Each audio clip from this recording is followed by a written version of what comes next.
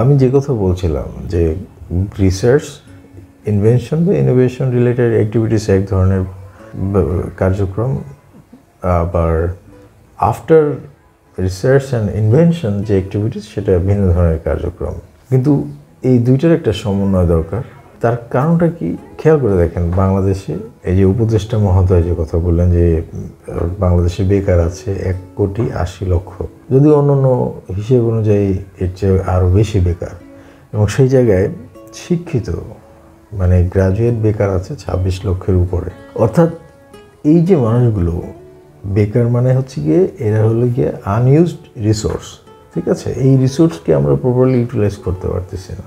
তো আমরা কীভাবে এই রিসোর্স ইউটিলাইজ করতে পারি, এই কাজটা রাষ্ট্রকে করতে হয়, এবং এই কাজটা কোনো সহজ কাজ নয়। এবং এই কাজের প্রথম যে ধাপ সেটা হচ্ছে কি একটা সাপোর্ট সিস্টেম বিল্ড করা, যে জিনিসটা আমাদের বিগত 53 বছরেও হয়নি। আমি কেন বারবার সাপোর্ট সিস্টেমের কথা বলি?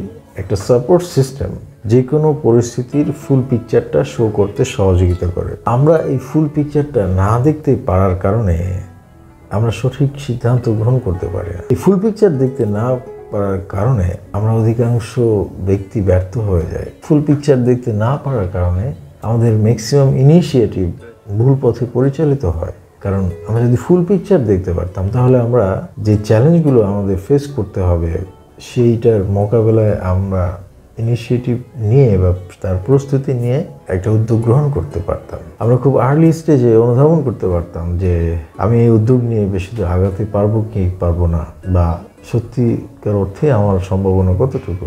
তাই একটা সাপোর্ট সিস্টেম অনেক বেশি দরকার। আরেকটা বিষয় হচ্ছে কি, খেয়াল করে দেখেন যে আমাদের কেন গবেষণা এবং উদ্ভাবন এই জায়গায় সবচেয়ে বেশি আমাদের ইনভেস্ট করা কেন দরকার? আমরা যত বেশি সমস্যা দেখি না কেন আমাদের চারিদিকে, সকল সমস্যা সমাধানের প্রধান উপায় হচ্ছে গিয়ে সেই বিষয়টা নিয়ে বিস্তর গবেষণা, এবং গবেষণার মাধ্যমে প্রপার কোন কারণগুলোতে এই সমস্যা তৈরি হইতেছে সেগুলো আইডেন্টিফাই করা, এরপরে এই গবেষণার মাধ্যমে নতুন নতুন সলিউশন উদ্ভাবন। আবার আরেকটা জিনিস খেয়াল করে দেখেন, আমি যে সাপোর্ট সিস্টেমের কথা বলি বারবার, বর্তমানে আমরা যে ইন্টারনেট ভিত্তিক ওয়ার্ল্ডে বসবাস করি, আমরা অধিকাংশ কার্যক্রম ঘরে বসে অনলাইনের মাধ্যমে করতে পারি, সম্ভব। কিন্তু ইন প্র্যাকটিক্যালি এখনও যে সকল কাজ ঘরে বসেই করা সম্ভব, কিন্তু তার জন্য আমাদেরকে সমস্ত শহর ঘুরে বেড়াতে হয়। মতিঝিল, গুলশান, মিরপুর, ধানমন্ডি, এরকম করতে করতে দেখা যায় আমাদের সময়, আমাদের শ্রম, আমাদের অর্থ অপচয় হয়। এবং তার চেয়েও ভয়ঙ্কর যে বিষয় হচ্ছে কি, যে আমি দৌড় দিলাম, এত দৌড়দৌড়ি করে লাস্টে দেখা গেল যে আমার এই কাজটা হয়নি। তখন কি পুরো প্রজেক্ট লস, মানে পুরোটাই লস। কিন্তু আপনি যদি এই কাজগুলো অথবা ম্যাক্সিমাম কাজগুলো আপনি অনলাইন মাধ্যমে করে ফেলতে পারেন, তাহলে আপনি এটা বোঝার সুযোগ থাকে যে আচ্ছা আমার এই কাজটা শেষ পর্যন্ত হবে, তো পসিবিলিটি কীরকম। যদি আপনি তেমন যদি এই দৌড়াদৌড়ি না করে অনলাইনের মাধ্যমে কমিউনিকেশন করে আপনি বুঝতে পারলেন যে না, এটা নিয়ে আসলে দৌড়াদৌড়ি করা ঠিক হবে কি হবে না, ম্যাক্সিমাম ক্ষেত্রে আপনি সেটা অনুধাবন করতে পারবেন। কিন্তু সেই জিনিসটা এখন এভাবে হচ্ছে না। হ্যাঁ, কিছু ব্যক্তি ধরেন এই দৌড়ঝাঁপ করে তারা সাকসেসফুল হতে পারেন, এবং তাদেরকে আমরা সাধারণত সব জায়গায় দেখি, কথা বলতে শুনি যে কীভাবে সে জিরো থেকে হিরো হয়েছে, জিরো থেকে সাকসেসফুল হয়েছে। আর আমাদের তরুণদের মাঝে এই মোটিভেশন ঘুরপাক খেতে থাকে।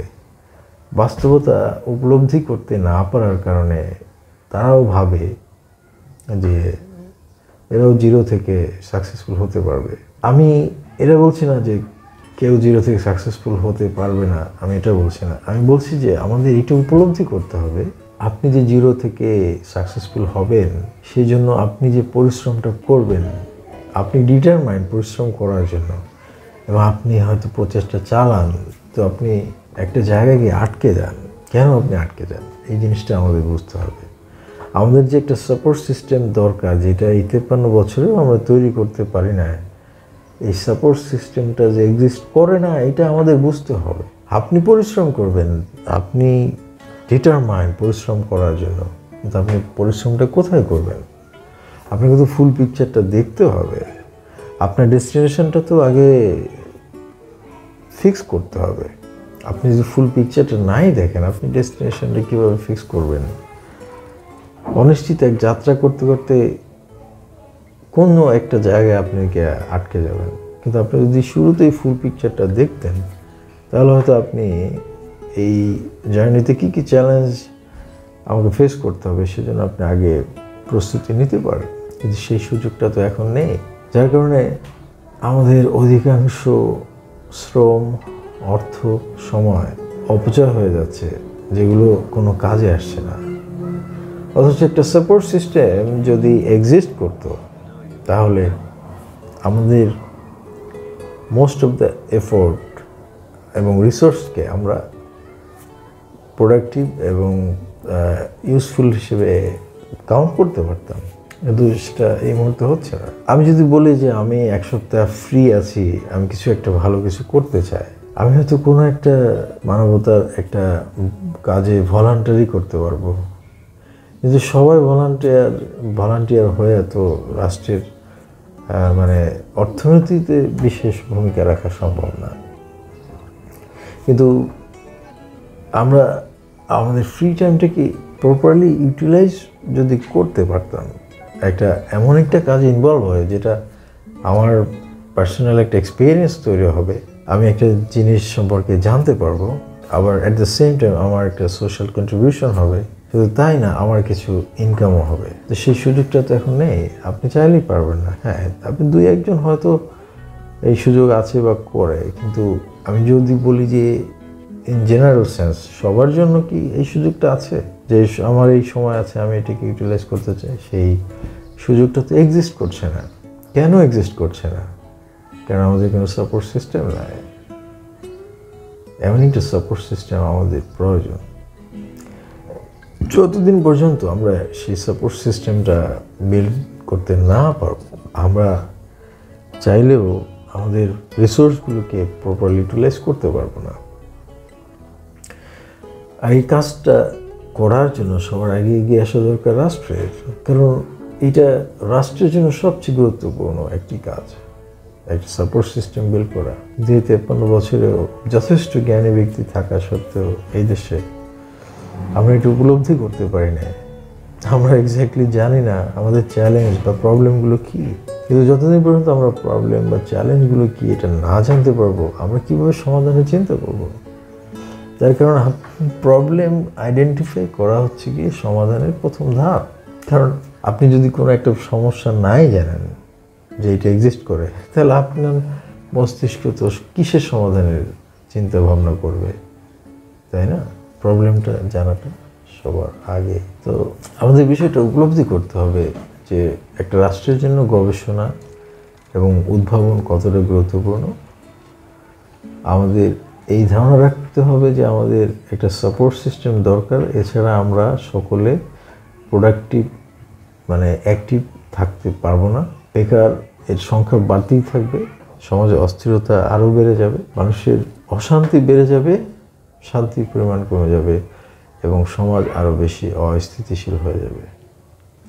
তো সবার আগে এই বিষয়টা আমাদের উপলব্ধি করতে হবে এবং আমাদের সমস্যাগুলো সম্পর্কে আমাদের কম বেশি সবার ধারণা থাকতে হবে।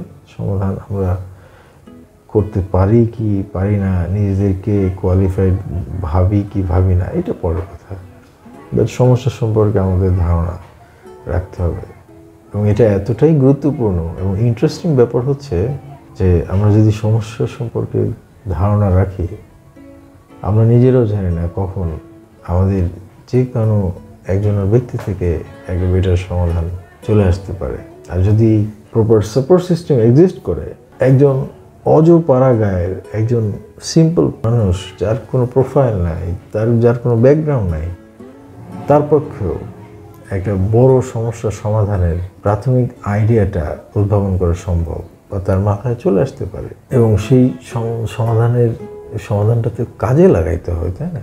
কিন্তু এখন যেহেতু কোনো সাপোর্ট সিস্টেম নাই, সে কারণে ওই প্রত্যন্ত গ্রামের একজন সিম্পল মানুষের মাথায় যে একটা জিনিয়াস আইডিয়া আসছে, ওই আইডিয়াটাকে আমরা ইউটিলাইজ করতে পারছি না। কিন্তু একটা সাপোর্ট সিস্টেম থাকলে, যে সাপোর্ট সিস্টেমের কথা বলছি বা যে সাপোর্ট সিস্টেম বিল্ডিং এর কাজ করছি, তেমন একটা সাপোর্ট সিস্টেম থাকলে একদম প্রত্যন্ত অঞ্চলের একদম সাধারণ মানুষের একটা চমৎকার আইডিয়া, সেই আইডিয়াটাও সাকসেস হওয়ার সুযোগ থেকে যায়। অথবা আমাদেরকে আমাদের সমস্যা জানতে হবে, গবেষণা কার্যক্রম করতে না পারলেও এর প্রয়োজনীয়তা অনুধাবন করতে হবে, এবং এটা অনুধাবন করতে হবে যে আমাদের একটা নতুন সাপোর্ট সিস্টেম প্রয়োজন। তার আগে খুব বড় ধরনের পজিটিভ চেঞ্জ আমরা প্রত্যাশা করতে পারি না।